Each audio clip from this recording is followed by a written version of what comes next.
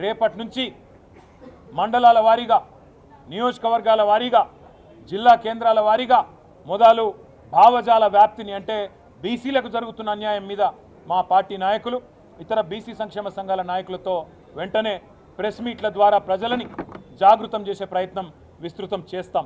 దాంతోపాటు మిగతా ఇంకా చాలా విషయాలు కూడా మేము మాట్లాడుకున్నాం.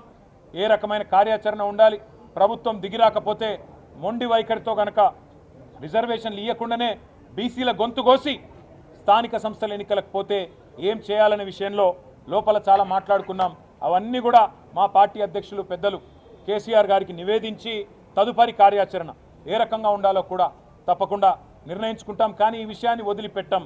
తప్పకుండా బీసీలకు కాంగ్రెస్ పార్టీ చేస్తున్న మోసాన్ని ఎండగడతాం. మీరు రాజ్యాంగ సవరణ అని మాట్లాడుతున్నారు. నిజంగా చెప్పాలంటే మోడీ గారు, రాహుల్ గాంధీ గారు ఇద్దరు కూర్చుంటే ఛాయ్ తాగే లోపల అయిపోతుంది రాజ్యాంగ సవరణ. ఇదివరకు చేయలేదా? ముల్కీ రూల్స్ని ఆనాడు సుప్రీంకోర్టు అప్హెల్డ్ చేస్తే అవును ఇది కరెక్టే అంటే ఆనాడు ఇదే కాంగ్రెస్ పార్టీ ఇందిరాగాంధీ గారి నాయకత్వంలో ఆనాడు ముల్కీ రూల్స్ను రద్దు చేస్తూ రాజ్యాంగ సవరణ చేయలేదా?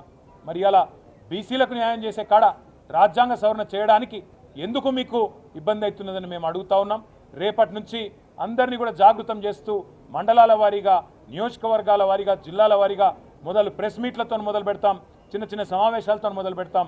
తదుపరి కార్యాచరణ ఎట్లా ఉండబోతుందో పెద్దలు కేసీఆర్ గారితో ఒకసారి అంతర్గతంగా చర్చించిన తర్వాత ప్రకటిస్తామని చెప్పి కూడా తెలియజేస్తూ రేపటి నుంచి మా నాయకులందరూ కూడా జిల్లాల వారీగా, నియోజకవర్గాల వారీగా, మండలాల వారీగా పార్టీ మొత్తం కూడా మరి ఈ కార్యక్రమాన్ని తీసుకుంటుందని చెప్పి కూడా తెలియజేస్తూ